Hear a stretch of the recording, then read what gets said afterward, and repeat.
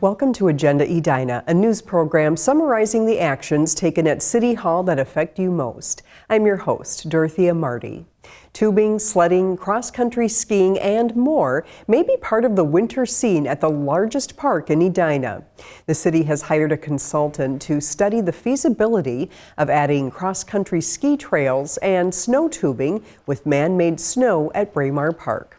With natural beauty and varied terrain, the park has the potential to be a popular winter recreation area with tubing, sledding, walking, snowshoeing, cross-country skiing, and fat tire biking on man-made and natural snow.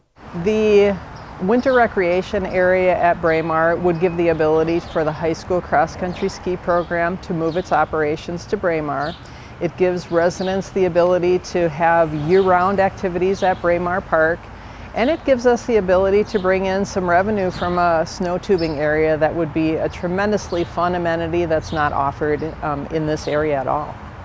Preliminary studies suggest a loop with man-made snow for skiing could be built for skiers of all abilities. The loop could connect to a natural snow trail that could meander around the golf course. Other ideas include creating an out-and-back ski trail on the top of a hill for skate and classic-style Nordic skiing. And as many as 12 snow tube lanes could be added on the hill on the east side of the golf course at the current location of hole 21 on the Clooney 9. What's unique about this facility is that you have a clubhouse already here, and you have a parking space for you have a parking lot for several hundred cars featuring a blacktop surface with lighting already here. And you've got such close proximity to the Braemar ice sheets, where that's some of the most popular ice sheets in the state of Minnesota. So you've got people here all the time. Then inside the clubhouse, you've got the tin fish. Those things generally aren't already present. Generally, those things get added later. Designing and constructing the winter trails at the same time the golf course is under construction could create some efficiencies. So SEH Consulting is working quickly to finish a feasibility study and design. Their work is scheduled to be complete in July.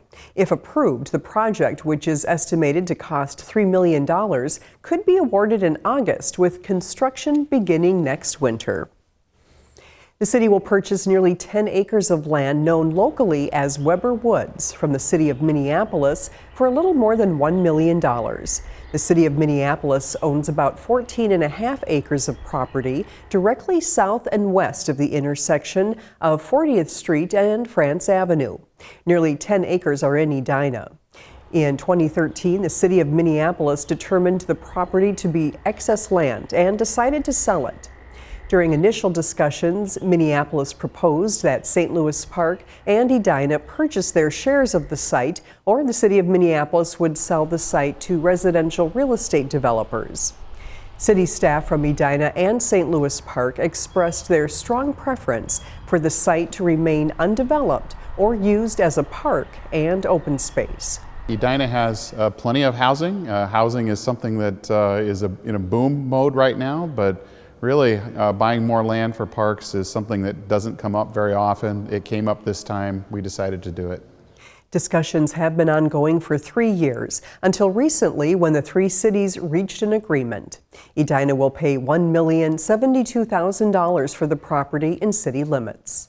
The city has agreed to limit future development of the land to park, recreation, open space, or stormwater management. A closing should be held in the coming months. One of the leading causes of deaths among teenagers is traffic accidents. In an effort to promote safe and distraction-free driving, some Edina High School students recently took part in the Edina Police Department's Safe Driving Rodeo. Edina TV's Matt Koskinen has the story. At school, students expect to learn things that will help them in life. Today's lesson could save their life. Yeah, this is something the Edina Police Department's done for the last 9 years. We partner with the Minnesota Safety Council, AAA, and the Edina Fire Department. Basically what we do is we get together, we call this the Safe Driving Rodeo. Don't drink and drive! Students drove a short course wearing goggles that simulate drunk driving. The effect varied between 0.08 blood alcohol content and up to 0.2 and higher. The purpose of this event is to let students know how difficult it is to drive while intoxicated. And it is just a great experience for them to truly see the difficulty and the danger of hitting a cone equates to hitting a person. 2, 3. When you put the goggles on, there's kind of like multiples of everything. So I didn't just see like just the orange cones that were set up. It was more, there was 50 or 100 of them, and you couldn't really tell which ones were real and which ones weren't. So it was kind of hard to not hit them. And while the goggles simulate alcohol impairment, another rising issue among teens is texting impairment. Well, phones have become such a part of their lives, and probably too much so.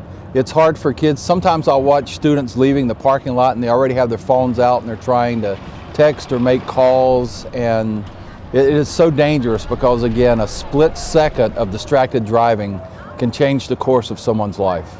It's an epidemic right now, I would say, with students and really everyone, is driving and texting on the phone.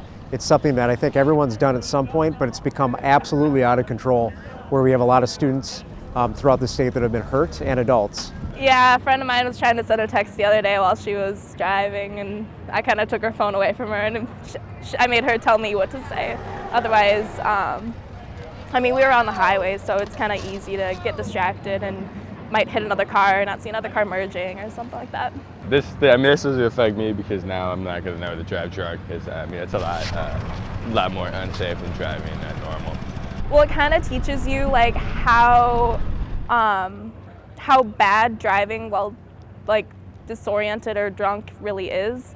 The event also allows students and police to interact in a friendly setting. And our ultimate goal is to, if we can impact 1 or 2 students to make a positive decision and not go out and talk on their phones or be distracted while driving or drink and drive, then I feel we've done our part. It's a lesson of learning how to safely drive in the community and prevent other drivers from losing their lives. From Edina High School, Matt Koskinen, Edina TV. Along with several previous safe driving rodeos, the Edina Teen Safe Driving Initiative has distributed T-shirts with slogans like "Stay Alive, Don't Text and Drive," made weekly school announcements on the dangers of distracted driving, and handed out more than 4,500 gotcha coupons, rewarding good driving behavior with deals at local restaurants, all in hopes of teaching younger drivers good habits. Thanks for watching this episode of Agenda Edina. I'm your host, Dorothea Marty.